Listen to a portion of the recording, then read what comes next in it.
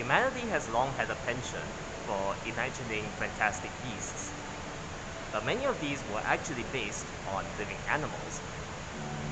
Although this animal may not immediately inspire the adjective beautiful at first glance, sightings of it may actually have inspired the legends of the most mesmerizing of sea creatures. I'm talking about, of course, the manatee. During the age of exploration, sailors could be out at sea for months at a time with no female company and only rum for pleasure. Seeing manatees from their ships might have triggered their booze-addled imaginations and led them to conclude that they were indeed looking at mermaids. Though perhaps not as crudely portrayed in this scene from the sitcom How I Met Your Mother. As demonstrated by Singapore's very own mermaid, Sirena, the similarity in swimming is clear between humans and manatees. Since both are mammals, the backbone moves up and down instead of sideways like a fish would. The typical mermaid fishtail is also reminiscent of the manatee's cousin from the Pacific, the dugong, rather than the manatee's rounded paddle-like tail. Although often mistaken to be related to seals or whales, manatees are in fact most closely related to elephants.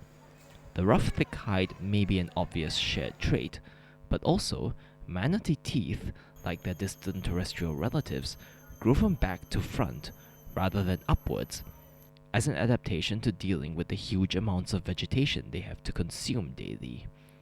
Their flippers also have nails, which are vestigial remains from their ancient land ancestors, and which resemble those on elephants' feet. However, just like whales, their hind limbs have been completely lost, indicating that their ancestors took to the water a very long time ago, enough to make their bodies much more streamlined. Manatees and dugongs are the only fully aquatic herbivorous mammals. Their bristly upper lips are so well muscled that they can grasp vegetation and pull it into their mouths. Sometimes they may use their flippers, like hands, to push the plants towards their mouths, again lending a little human resemblance. Spending most of their lives gently grazing on the beds of seagrass that abound in clear, sunlit coastal waters, it is no wonder that they're also known as sea cows. Although their skin can be as much as an inch thick, their fat layer is very thin, as an adaptation for the warm waters in which the plants they feed on grow. Slow swimming and unassuming, it's no wonder manatees are in trouble due to humans. Although swimming with manatees is a popular pastime in places like Florida, many are grievously wounded and even killed by boat collisions.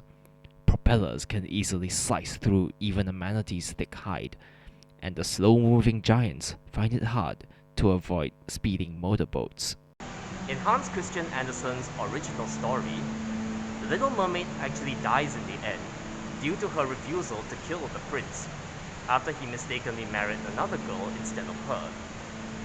It would be a shame if these similarly gentle creatures that have never attempted to harm another human were to suffer a similar fate due to our own carelessness.